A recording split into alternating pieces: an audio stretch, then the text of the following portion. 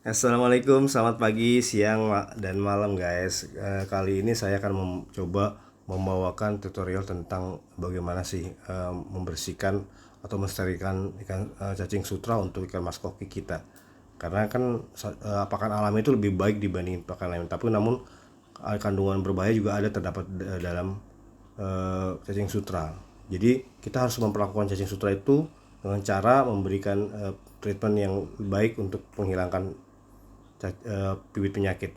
Setelah kita beli cacing sutra itu, biasanya saya melakukan pembersihan cacing sutra dengan cara menaruh di tempat wadah, kemudian saya alirkan dengan air yang lumayan deras sampai dia buyar, karena sebelumnya cacing sutra itu akan mengumpul. Kemudian saya diamkan untuk beberapa saat supaya cacing sutra itu sendiri berkumpul kembali. Karena setelah berkumpul kembali baru kita bisa melakukan buang air kotor tadi. Dan ini biasanya saya lakukan 3 sampai 4 kali. Kenapa saya melakukan itu? Supaya kandungan kotoran yang ada di dalam cacing sutra atau beberapa bibit penyakit akan hilang. Karena cacing sutra itu sendiri kadang pakannya kan dari kotoran ayam.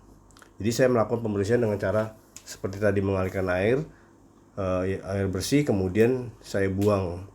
Dan kita lakukan sampai dia benar-benar tidak berbau lagi.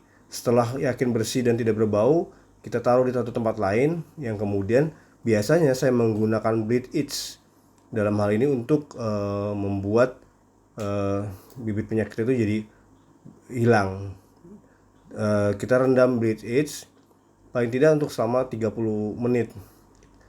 Bleach it kita campur air, kita rendam. Jadi cacing sutra itu akan terendam dengan cairan bleach dan hingga berwarna biru.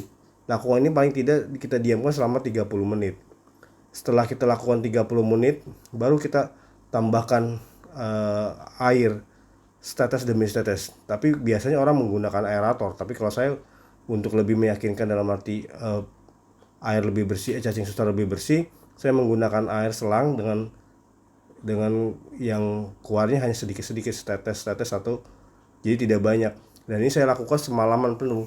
Jadi saya melakukan biasanya sore hari saya beli, kemudian saya lakukan treatment seperti ini. Kenapa? Supaya air tetap mengalir dan cacing sutra tetap membutuhkan oksigen. Jadi dengan tetesan air ini akan membuat oksigen. Jadi cacing sutra tetap bersih dan air mengalir terus. Jadi tetap akan hidup. Jadi untuk kebesokan harinya pada saat saya memberikan, cacing sutra dalam keadaan sehat dan segar. Nah, di pagi harinya saya sudah akan melakukan pembersihan lagi sekali lagi untuk meyakinkan bahwa memang kotoran maupun ada cacing yang mati sudah hilang.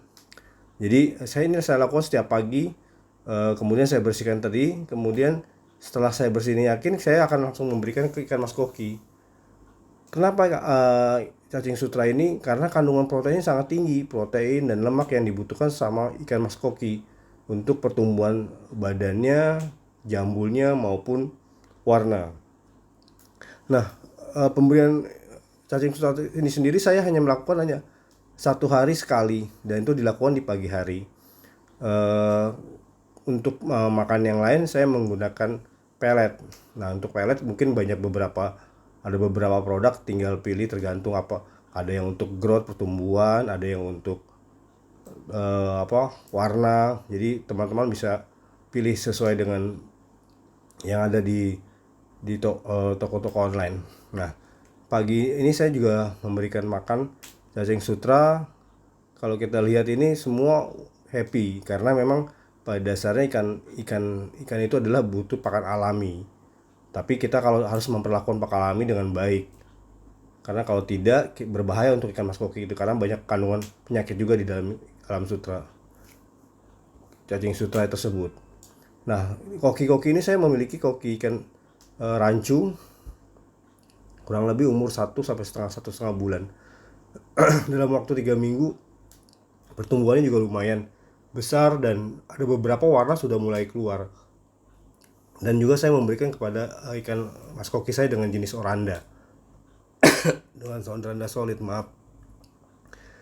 Ini juga senang, makanya seperti saya bilang bahwa memang pakan alami itu kan lebih baik dibandingin pakan buatan, tapi kandungan resiko juga terlalu tinggi. Jadi kita harus memperlakukan cacing-cacing susah itu sebelum kita kasih makan dengan baik.